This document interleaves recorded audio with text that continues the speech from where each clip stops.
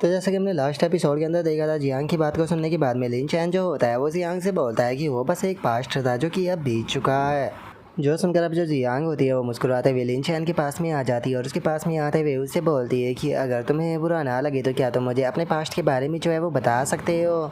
और जियांग की इस बात को सुनने के बाद में जो लिन चैन होता है वो उसे कोई भी जवाब नहीं देता और चुपचाप बैठा रहता है।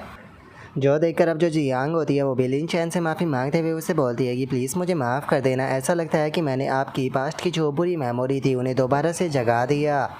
और अब जियांग की इस बात को सुनने के बाद में जो लिन चैन होता है वो जियांग से बोलता है कि वो बस एक पास्ट था जिससे कि मैं भुलाकर अब आगे की तरफ बढ़ रहा हूँ, तो इसीलिए तुम्हें इस चीज़ के लिए माफ़ी मांगने की कोई ज़रूरत नहीं। लेकिन अगर देखा जाए तो ऐसा नहीं है कि इस चीज़ का मेरे ऊपर कोई भी इफ़ेक्ट जो है वो ना पड़ा है, क्योंकि अगर पास्ट में मेरे साथ वो चीज़ जो है वो ना हुई होती तो शायद तुम ऐसा कह सकती हो कि अभी तक मैं किसी रोमांटिक रिलेशनशिप के अंदर ज़रूर होता। और अगर मैं शायद किसी रोमांटिक रिलेशनशिप के अंदर होता तो मुझे नहीं लगता कि मैं इतनी ज़्यादा हार्ड वर्क जो है वो कर पाता यहाँ पर खुद के कैरियर को लेकर।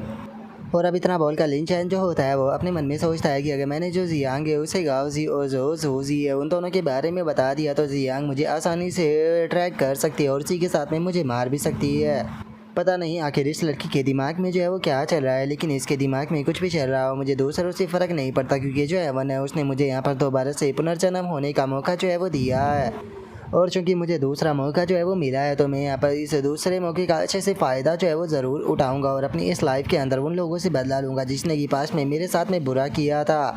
और अब इतना सोच कर लिन चैन जो होता है वो वहाँ से जाने लगता है। जाते हुए जो जियांग होती है उसे बोलता है कि ठीक है गिल्ड लीडर जियांग, अब मैं यहाँ से जा रहा हूँ और जो हम लोगों ने यहाँ पर सामान सेल किया है मैं उसका केवल 30% ही रखूँगा, बाकी का आप सभी लोग जो है वो एक दूसरे के साथ में बांट सकते हो। जो सुनते के साथ ही जो जियांग होती है वो लिन चैन का शुक्रिया अदा करते हुए उससे बोलती है कि एक्सपर्ट लिन चैन बहुत बहुत शुक्रिया, मैंने नहीं सोचा था कि आप हमें इतना ज़्यादा शेयर दोगे।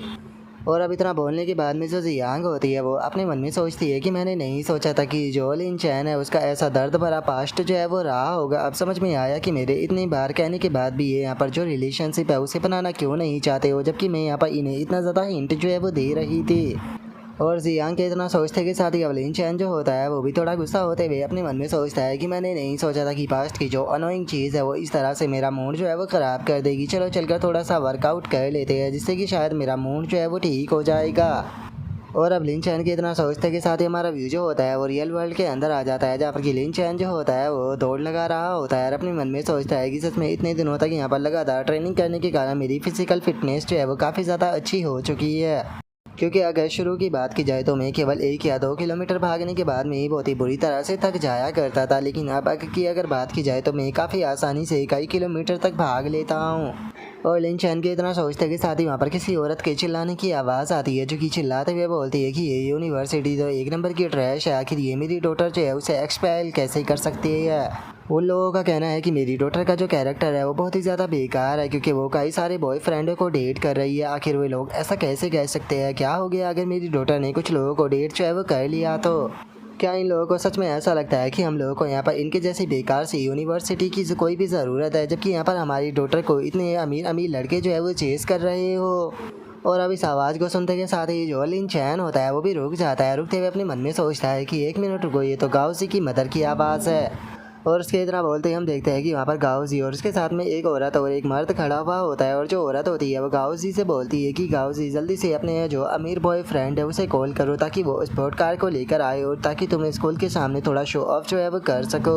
क्योंकि मैं इस यूनिवर्सिटी को दिखाना चाहती हूँ कि मेरी डॉटर जो है वो फ्यूचर में यहाँ पर कितनी पावरफुल आदमी से शादी करने वाली है। जो सुनकर लिन चैन अपने मन में सोचता है कि केवल गाओजी के पेरेंट्स ही इस तरह की बकवास कर सकते हैं। इसके जो पेरेंट्स हैं उन्हें मैं कभी भी जो है वो नहीं भूल सकता हूँ, क्योंकि वे लोग हमेशा ही मुझे नीची नज़रों से देखा करते थे, क्योंकि उन लोगों को लगा करता था कि मैं बहुत ही ज़्यादा गरीब हूँ, जिस कारण वे लोग बहुत ही ज़्यादा बेइज्जती भी मेरी किया करते थे और मेरे लिए चीज़ों को डिफ़िकल्ट बनाया करते थे। लेकिन शॉकिंग बात ये नहीं है कि गाओजी के पेरेंट्स इस तरह की बात कर रहे हैं। शॉकिंग की बात यह है कि आखिर जो गाओजी है उसे यूनिवर्सिटी से एक्सपेल क्यों कर दिया गया,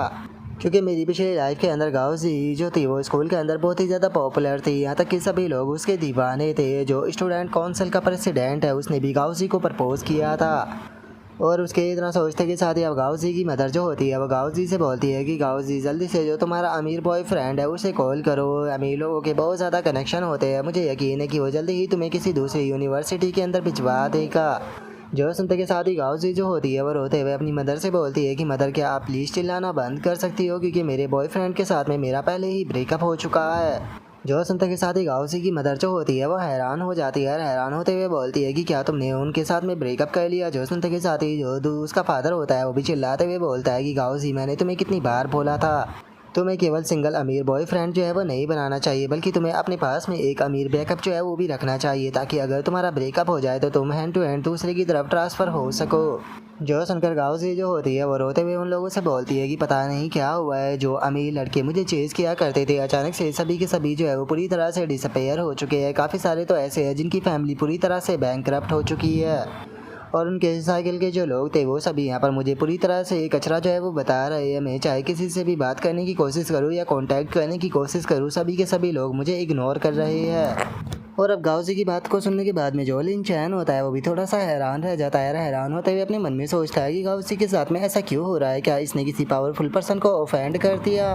और इतना बोलते के साथ ही अब जो लिन चैन होता है वो अपने हुड को पहनने लगता है। हुड को पहनते हुए मन में सोचता है कि मैं नहीं जानता हूँ कि इसे कौन जो है वो टारगेट कर रहा है, लेकिन चलो ये काफ़ी अच्छी बात है कि इसके साथ में वही हो रहा है जो कि इसने पास्ट में दूसरों के साथ में किया था। और अब इतना बोलते के साथ ही जो लिन चैन होता है वो भागते हुए उन लोगों के बीच में से गुजरने लगता है। उन लोगों के बीच में से गुजरते हुए धीरे से उनसे बोलता है कि प्लीज़ साइड में हो जाइए। और अब लिन चैन की बात को सुनते के साथ ही जो जियांग होती है वो भी लिन चैन की तरफ देखने लगती है। और जो लिन चैन होता है वो वहाँ से भागते हुए अपने मन में सोचता है कि एक बार मैं पावरफुल जो है वो बन जाऊँ, उसके बाद में मैं यहाँ पर जिन लोगों ने मेरे साथ में जो कुछ भी किया था उनसे रिवेंज लेना शुरू कर दूँगा। और अब उसके इतना बोलते ही हमारा व्यू जो होता है वो किसी लड़की के ऊपर आ जाता है, जिसके पास में कॉल आती है जिसमें कि बताया जाता है कि मिस जो मैटर है वो पूरी तरह से हैंडल हो चुका है और जो गाउजी है उसे भी एक्सपेल कर दिया गया। जो सुनते के साथ ही वो लड़की जो होती है वो उसे बोलती है कि ठीक है मैं समझ गई, तुमने काफ़ी अच्छा काम किया। और उस लड़की के इतना बोलते के साथ ही अब हमारा व्यू जो होता है वो लिन चैन के हाउस पर आ जाता है, जहाँ पर कि लिन चैन अपने घर पर आ चुका होता है। और अब लिन चैन को देखने के बाद में जो रैन होती है वो मुस्कुराते हुए लिन चैन से बोलती है कि हो तुम वापस आ गई, तो बताओ तुम कैसा फील कर रहे हो। जो सुनने के बाद में लिन चैन जो होता है वो उसे बोलता है कि मैं काफ़ी ग्रेट फील कर रहा हूँ और इससे अलग मैं काफ़ी अच्छे से रनिंग भी कर पा रहा हूँ, जिसके लिए मैं तुम्हारे जैसे कोच का शुक्रिया अदा जो है वो करना चाहूँगा, जो कि मुझे इतने अच्छे से पुश कर रही है। जो सुनते के साथ ही जो रैन होती है वो लिन चैन से बोलती है कि लिन चैन मुझे एक बात बताओ, मैंने सुना है कि जो गाउजी है उसे यूनिवर्सिटी के अंदर से एक्सपेल कर दिया गया। जो सुनते के साथ ही लिन चैन उससे बोलता है कि हाँ मुझे भी अभी अभी इस बारे में पता चला, जब मैं रनिंग करते हुए स्कूल गेट के सामने से आ रहा था तो मैंने उसे वहाँ पर खड़ा हुआ देखा, तो इसीलिए मैं जानना चाहता हूँ कि क्या तुम जानती हो कि उसने आखिर किसे ऑफेंड किया है जो कि उसे यूनिवर्सिटी से एक्सपेल कर दिया गया। और इतना बोलते ही लिन चैन अचानक से हैरान रह जाता है। हैरान होते हुए जो रैन होती है उसे बोलता है कि रैन एक मिनट रुको, कहीं तुमने अपने पेरेंट्स से बोलकर तो ये चीज़ नहीं कराई ना कि उसे यूनिवर्सिटी से एक्सपेल कर दिया जाए। और लिन चैन की इस बात को सुनकर यान रैन जो होती है वो बोलती है कि डैमिट ये चीज़ तो मेरे दिमाग में आई ही नहीं, मैं अपने पेरेंट्स को बोलकर बहुत ही पहले ही उसे एक्सपेल जो है वो करा सकती थी। सच में यहाँ पर इतना अच्छा आइडिया जो है वो मेरे दिमाग में पहले क्यों नहीं आया। सच में कितने ज़्यादा शर्म की बात है कि मुझसे पहले ही कोई बाजी जो है वो मार गया। जो सुनते के साथ ही लिन चैन मुस्कुराते हुए उससे बोलता है कि कहीं इस चीज़ के लिए तो मुझे तो ब्लेम नहीं कर रही ना। जो सुनकर रैन जो होती है वो लिन चैन से बोलती है कि आज का जो दिन है वो हम दोनों के ही लिए काफ़ी ज़्यादा अच्छा है, तो कैसा रहेगा कि आज तुम मेरे ट्रेनिंग पार्टनर जो है वो बन जाओ। तो जो सुनकर लिन चैन बोलता है कि बिल्कुल भी नहीं। और इतना बोलकर लिन चैन जो होता है वो रैन की तरफ देखकर अपने मन में सोचता है कि ये लड़की जो है वो यहाँ पर मुझे पंचिंग बैग की तरह इस्तेमाल जो है वो करना चाहती है, तो इसीलिए मैं इसकी ट्रिक के अंदर बिल्कुल भी नहीं आने वाला हूँ, नहीं तो मैं बेफालतू के पिटूंगा। और अब इतना सोचकर जो लिन चैन होता है वो वहाँ से जाने लगता है और वहाँ से जाते हुए बोलता है कि ठीक है मैं अभी अभी दौड़ कर आया हूँ, तो इसीलिए मैं नहाने के लिए जा रहा हूँ, नहाने के बाद में मैं एक अच्छी नींद लूँगा। और इतना बोलकर वो जा ही रहा होता है, लेकिन तभी अचानक से पीछे से आकर जो रैन होती है वो लिन चैन को पकड़ लेती है और लिन चैन को पकड़कर खींच कर ले जाते हुए उसे बोलती है कि ठीक है तुम्हारी बकवास बहुत हो गई, चुपचाप मेरे साथ चलो। पिछली बार मैंने तुम्हें छोटा सा हिट क्या कर दिया, तुम तो इतने ज़्यादा घबराने लगे हो, चिंता मत करो, इस बार मैं तुम्हें यहाँ पर ज़्यादा जोर से हिट जो है वो नहीं करूँगी। जो सुनकर लिन चैन उसे रोकते हुए बोलता है कि एक मिनट रुको, मेरी बात सुनो। और अब इतना बोलकर लिन चैन जो होता है वो बेचारा घबराते हुए अपने मन में सोचता है कि डैमिट मैं इस लड़की से कभी भी बच नहीं सकता हूँ, लगता है कि दोबारा से पिटाई होगी। और अब इतना सोचते ही हम देखते हैं कि लिन चैन और रैन एक दूसरे के आमने सामने आ जाते हैं और जो लिन चैन होता है वो रैन से बोलता है कि ठीक है याद रखना इस बार तुम्हें मुझे जोर से नहीं मारना है। और उसके इतना बोलते के साथ ही रैन जो होती है वो आकर सीधे जो पंच होता है वो लिन चैन के मुंह के ऊपर मारती है। और अब सीधे मुंह पर पंच लगने के कारण जो लिन चैन होता है वो भी वही ज़मीन पर गिर जाता है और वो ज़ोर ज़ोर से अपने मुंह को पकड़कर चिल्लाना शुरू कर देता है।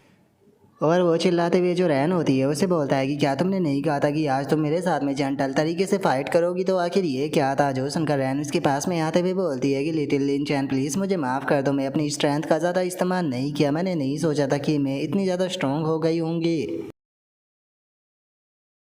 और अब रैन के इतना बोलते के साथ ही हमारा आज का एपिसोड जो होता है वो यहीं पर ही कंप्लीट हो जाता है। तो नेक्स्ट एपिसोड के अंदर देखें कि आगे क्या होता है। अगर आप लोगों को वीडियो अच्छी लगी हो तो लाइक करना, चैनल को सब्सक्राइब करना। मैं मिलता हूँ नेक्स्ट एपिसोड के अंदर, तब तक के लिए बाय बाय गाइज।